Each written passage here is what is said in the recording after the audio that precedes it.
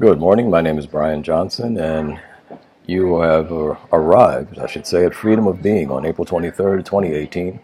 We're here again at Casciano's Coffee Shop in beautiful downtown Hamilton, New Jersey, where folks gather and have discussions about life, politics, you name it. We do work here, and it is a wonderful community, a gathering. The coffee is excellent. I brought my own coffee cup this morning, and having a Kenya espresso sort of kind of. It's an interesting blend. It's an Americana blend, and I like mine with cream and sugar. Hope you like yours. We want to begin too by suggesting that others do what we're trying to do here. Our whole group of people who are concerned about life around us, life within us, and how that life within us affects the life around us. It always transmutes, it transforms the environment in which we're in. And we want to talk about that freedom to do exactly that. My concern was the question is, what does it mean to be free to you? What does it mean to you to be free? How do you describe freedom? For me, it is autonomy. And what is autonomy? It is a sovereignty.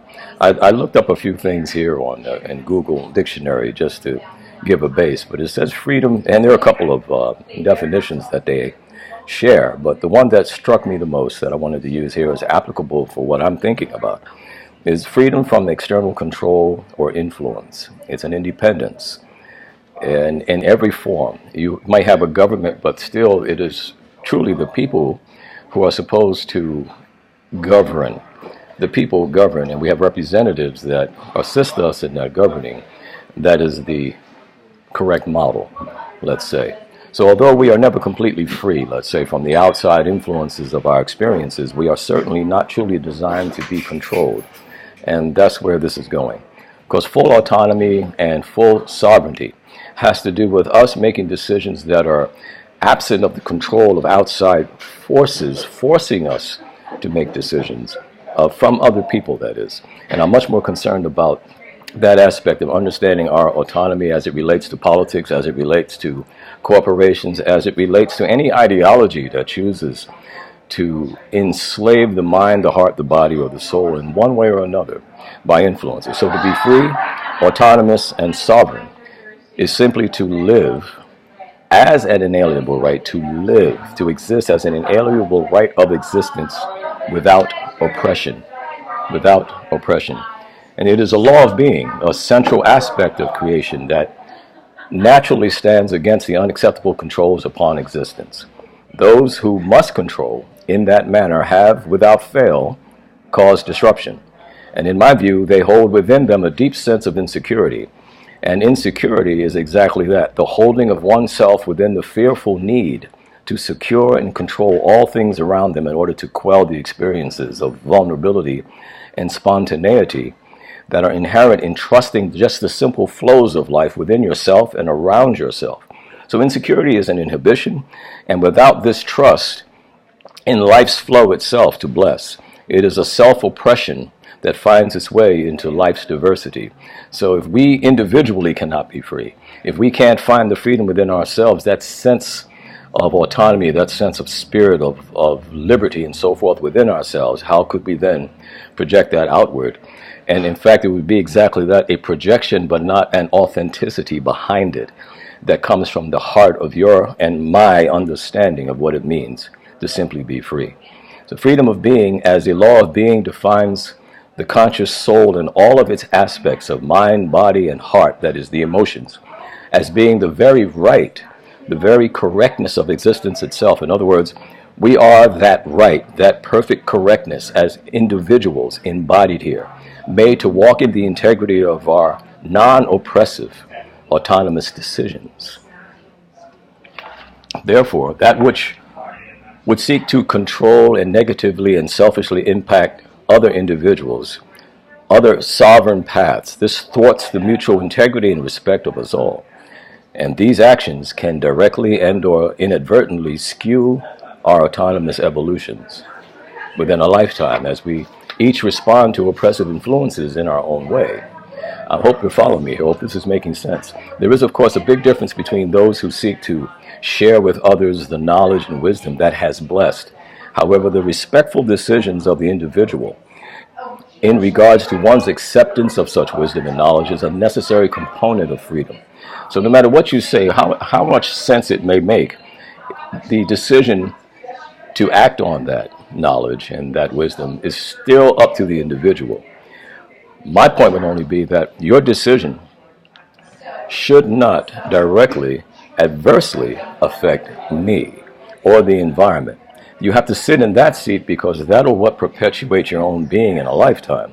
If you are unwise, you will see the fruits of that lack of wisdom in your own life. And you'll reflect that in everything you do and how you speak and how you look at life in general. So the kicker here is that most of us here in this country do not fully embrace this instinctive, intuitive nature of our soul consciousness, which is closer to our pure existence, and thereby take full responsibility for such freedom of self-determination as a certain and non-negotiable intuitive instinct. If you really don't understand intuitively what it means to you to be free, then you will not really fully understand the premise upon which you walk through this nation. The very foundation of this nation is built on the understanding that something is inherently available to us, within us. It is a right, a law of being, as I said earlier, that insists upon freedom. Even if you've been susceptible and receiving and used to the fact of having restrictions on your life, there comes a point within you, this suggests, that that'll no longer be acceptable, that you'll have to make a change within your own life. Wonderfully, there is a natural, pervasive progression that takes place when any individual sits fully in the seat of autonomy. In its purest quality of love, an intrinsic compulsion exists to expand and to insist upon the security of that understanding for the collective. In other words, there is the desire for the independence of everyone to make their own choices. You don't need to lord over anyone. Your influence, your desires, how you see life.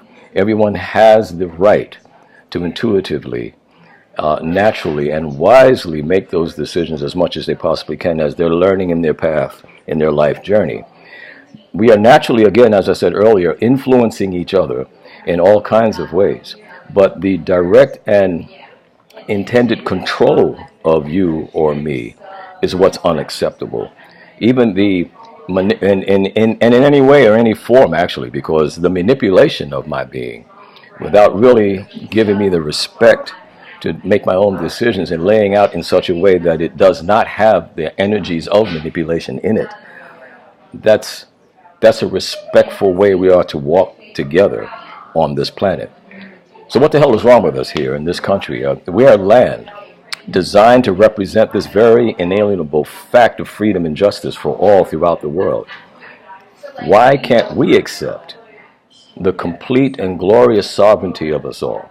What is the inner insecurity that drives individuals and groups to control more than themselves? To hate the differing other, you might say, particularly when we are very clear that there is plenty for all throughout this planet. What would be the necessity for someone having to control me or you? It seems we need to consider again the insecurity, for controlling the self is perceived as being more difficult than controlling those around us or the environment. And in that is the irony that sheds light on the aggressions of too many of us in this historically noble and evolutionary experiment that we call America. Our histories have borne witness to the futility of forced controls and manipulative patterns that have sought to corral and to extract the life force of individuals and ultimately the masses. Nevertheless, we have remained susceptible to these cycles. Fear of diversity, lack of resources, etc. speak to a lack of inner integration of the individual soul components. And these soul components are mind, heart, and body. And one consequence of this is inner mistrust and a lack of trust in the ongoing cycles of abundance that have historically sustained us all.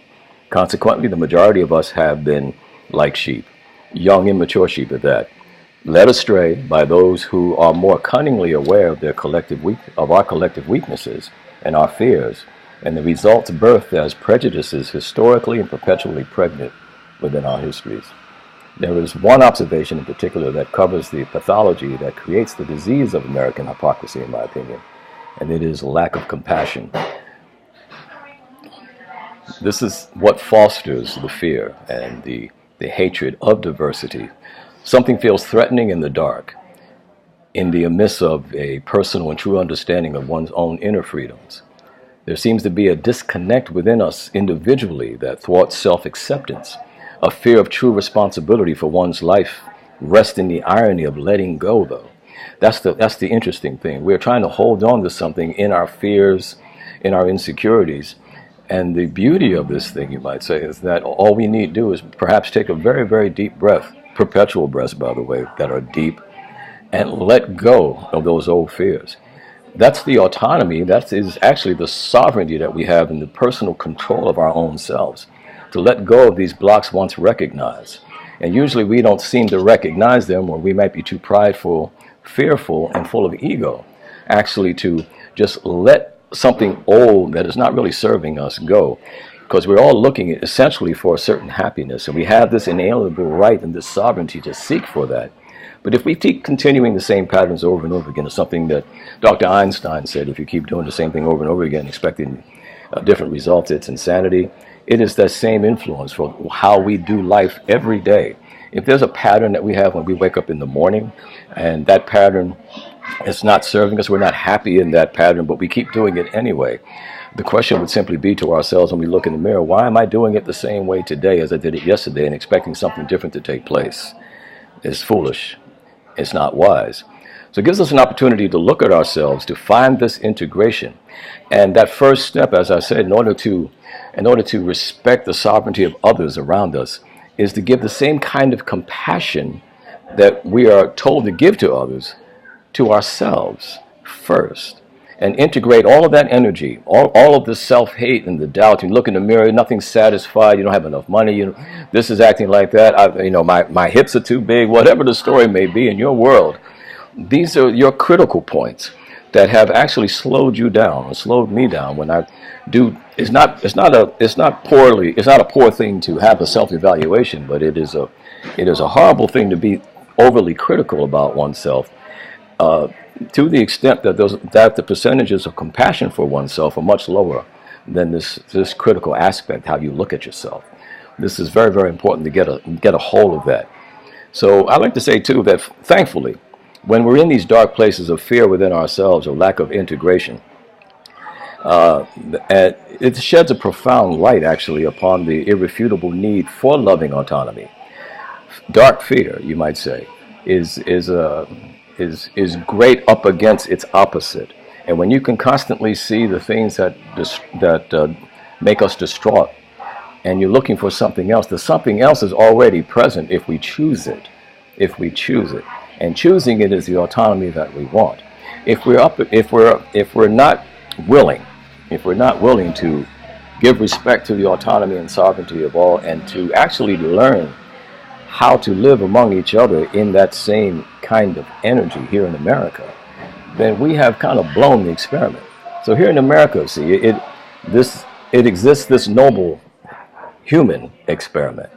And as we are painfully and joyously aware, there has been exhibited the disparities between acts of human atrocity and acts of human compassion. And that range of seemingly infinite expression of humanity's has been active along the full spectrum of our experiences. So our goal here in America is to insist upon the sustainability of our best efforts of compassion for all life. The example with which we here in the states have been commissioned is to lead the way in regards to the reality of autonomy, which is justice and wise and thankful stewardship of existence, caring well about all life forms on the planet.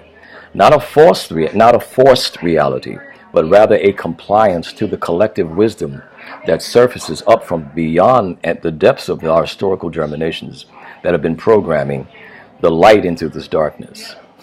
It is a perpetual evolution of being in darker ages, learning something, and I'm calling this the periods of germination for humanity, where we evolve into something much better than we've been before by not repeating the same acts against ourselves as we have. stemming again, take it deeper, back into ourselves, our individual selves. There's a disconnect in terms of how we do compassion for us. Do compassion well for us, we'll do for yourselves, that is, individually, and you'll do compassion very, very well for the community in which you are raised. Obviously, the balance within this dualism, because that's what it is, of our existence has been seeded with the perpetuation of life itself. It is part of the learning. Otherwise, excuse me, given our violent histories, we wouldn't even be here if it wasn't something consistent about life itself that continues to evolve and to expand and grow. We wouldn't even be here now. So it's nice to say that the percentages have actually been over our historical periods here in the favor of more light, in the favor of more expansion. However, the atrocities really are so blatant and so fearfully barbaric sometimes that we start to question or redefine life in terms that actually are more negative than they are positive. So we have the opportunity in this country and documents don't make you free, but we have written this down so that we would understand ourselves, at least the direction in which we should go, so when we waver from these documents of freedom, that we find ourselves back on the plumb line and acting like we know, acting like we understand love and understand compassion, understand freedom and understand sovereignty and understand autonomy as it was intended. And not just in this country, by the way, but since the grand experiment has been going on here and people from all over the world have wanted to come here to experience what we say, it's time to produce and manifest exactly that. Exactly that. We the people are the autonomous authority here in the United States. And if now we don't live in the intent of this country's founding documents with success, after having this knowledge that illuminated the futility and damage of oppressive ignorance, the oppression has always found us in worse places. Thank God for the resilience of all individuals who have been oppressed in any form, any culture, any race, big people, small people, women, men, gay men, whatever. There's always someone who is different from you in the way you think things should be. This is one of those cases where my old elders would say, you need to mind your business. You need to take care of your business. You need to find your personal compassion, because when you have personal compassion with respect to autonomy, you will give that, as I said before, you'll give it again. And this is the mantra we need to keep hearing, because we want life to be better for us, but how dare any of us want to negate that same freedom for anyone else? You live in America, Chief. Let's act like we know what my elders would say. Act like you know. So there's no longer a block of inner flow when this knowledge is on the table. And if you choose to go the other way, that's your autonomy. But the law says about us all that whatever you do to any form of life, that comes back to you, because those are the choices you're making for how you want your world to be. Recognize that it's an elasticity that has a magnetic draw back to you. It'll stretch across the universe as you make your decisions, as you are this micro God presence, as each of us are, in this macro system of decisions and wisdoms that fall into this full web of perpetuations of life, if you follow all that. So all of our individual decisions, each and every one of them, has an effect on all life. And yet life, underlying all of the decisions, good or bad, perpetuates itself in the frequencies and the vibrations of existence as perfect love. Let's get on board on the plumb line by finding the autonomy and the sovereignty within yourselves that stands as the American dream. It happens for the individual. It happens for the individual. When it happens for the individual, it happens for the collective. And when it happens for the collective, the planet and all of its life forms, all of its environments, reflect the energies of those wonderful, wise choices in sovereignty. God bless you. I hope your day, your night, your future is as bright is brighter than it was yesterday. Let's put it that way. God bless again. Take care. Namaste.